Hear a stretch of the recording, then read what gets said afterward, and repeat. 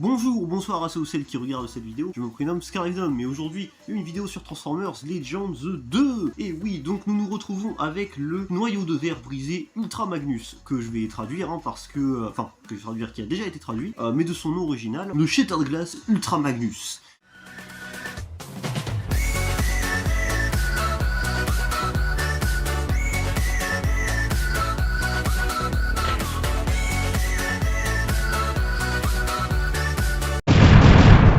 Petite précision, c'est que ce Ultra Magnus, je le connais pas du tout. Le problème étant que je ne sais pas du tout ce que vaut cette version, puisque j'ai pas lu ces comics en fait. J'ai pas lu les comics Shattered Glass d'IDW. Je me fais défoncer.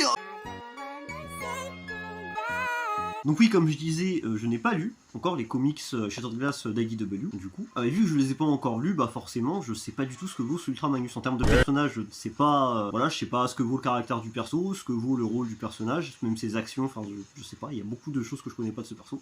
Tous les tomes sortis, quoi, c'est pas juste pour lire les apparitions de Magnus. Ouais, je viens de me suicider. J'ai eu envie de me suicider, voilà. Voilà, je parlais et d'un coup, j'ai eu un élan de suicidage.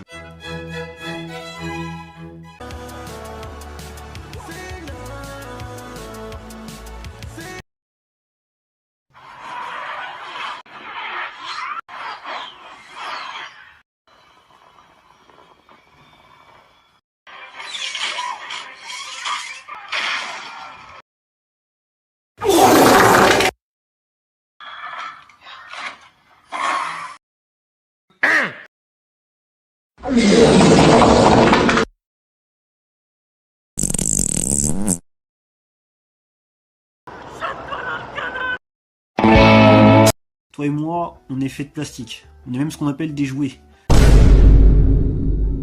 Ce que j'explique pas trop par contre, c'est qu'on est bien vivant.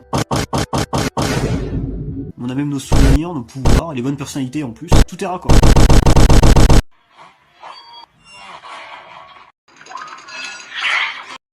Après, il faudrait que je lise. Honnêtement, pour avoir un vrai avis, il faudrait que je lise. Mais comme le perso, comme pour dire ce que je pense du perso, il faudrait que je lise tout simplement son apparition en fait. Parce que là, je peux vraiment pas dire grand chose. Je pars comme un roi, je pars comme un roi. Mes lunettes, j'ai mal aux yeux. Je suis venu régler tous mes contentieux. Sortez les armes à feu. On n'est pas du genre à se faire menacer. Sortez les armes à feu, sortez les armes. Sortez les armes à feu, sortez les armes. Sortez les...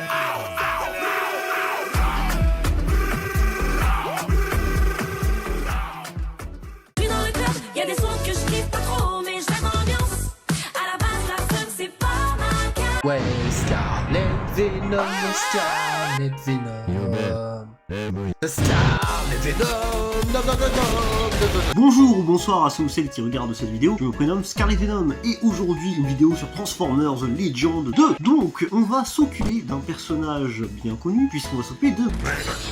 Mais pas de n'importe quel Megatron, on va jouer sûrement un des Mégatrons les plus cursed qui puissent exister. Pourquoi cursed, me direz-vous? Et tout simplement le Mégatron lien manquant. Alors pourquoi est-ce que je dis que c'est le plus cursed? Et pour la simple et bonne raison que ce Mégatron, c'est la toute première figurine du personnage, il y avait une transformation de flingue et par conséquent le robot avait vraiment cette impression de subir son mode de flingue. C'est-à-dire que ce design que vous voyez, c'est un design qui a notamment la gâchette entre les jambes du robot, qui a des proportions très fucked up, une tête un peu différente, des jambes assez fines, un canon placé de manière un peu un peu bizarre. Pareil, il y a un canon aussi sur le côté qui du coup ne se trouve pas dans le dos comparé au dessin animé. Bref, il y a beaucoup comme ça de détails esthétiques. C'est parti. Et let's go, on commence. Donc on a quelques alliés, comme vous voyez. Et c'est parti, on y va. Et on l'évite par la force du Saint-Esprit. Voilà. Oh, il y a Warpath. Déjà, je te vise Warpath et je te tire dessus Warpath.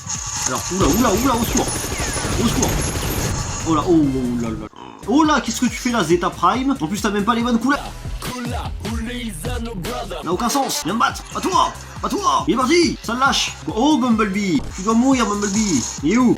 Peut-être essayer de terminer nos ennemis là, parce qu'on n'a pas terminé gros. Optimus, ok. Ah là je vous cache pas, c'était un peu une galère, je vais pas vous cacher, c'était compliqué. J'ai tenté des choses, mais mon dieu, mais Bumblebee qui se planque, transformation flingue qui l'évite. Pas faire grand chose, c'est bien ce que je pensais. Oh là là là, Optimus, mais il y avait trop d'ennemis. Ah, je vois un gros dinosaure et je vois... Oh mon dieu, il y a trop d'ennemis. Faut que je tue Warpath. Oh, j'ai tué Warpath, Mais non, mais il m'a tué, Non, mais là, j'ai pris 2 ennemis dans la bouche aussi, comment je fais? C'est au bout d'un moment, comment je fais? Il y a un Zeta bizarre. Ouais, parce que bon, où sont les ennemis? Bumblebee. Oh, il est mort, tant mieux.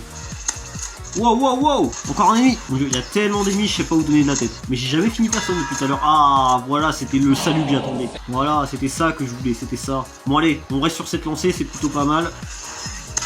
Oh, Bug Bite. Il y a Bug Bite. Ce sont les adversaires qu'on fasse un massacre. Ouah, il y a un de mes potes qui s'est fait tuer. Oh là là. Alors là, je vais tellement le venger. Enfin, du moins, je vais essayer. Oh là là, mais je me suis tapé contre 2 adversaires aussi. Mais par contre, je les ai mis bien à mal. C'est pas fini. J'ai ma revanche à prendre. Ok, ça c'est Soundwave, mon pote. Mon Strab. Ça c'est Zeta, mon adversaire. Que je vais laisser se faire tuer. Oh, bla bla bla, c'est fini. Bla bla bla bla bla bla. Et c'est terminé, les amis. C'est fini.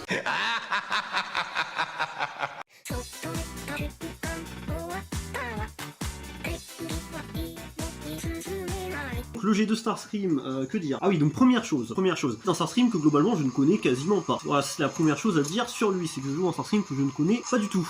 Bonjour ou bonsoir à ceux ou celles qui regardent cette vidéo, je me prénomme Scarlet Venom et aujourd'hui une vidéo sur Transformers The Legends 2. Avec le Starscream de la 2e génération. Let's go. Le G2 Starscream. Let's go. Le G2 Starscream. Let's go. Le G2 Starscream. Let's go. Le Let's go Starscream. Mais il y a que des Autobots, frère, où sont mes potes? Pourquoi j'ai pas de potes? Et je parle pas de la vraie vie. Oh, il m'attend à la sortie. Comme une racaille. Putain, comme au collège, quoi. On a encore des meurtres à faire. Meurs. Il reste 8 secondes. Bon, j'aurai pas le temps de faire grand chose. POV, je dois réviser l'histoire. POV, je dois réviser l'histoire. POV, je dois réviser le français. POV, je dois réviser le français. POV, je dois réviser le PS.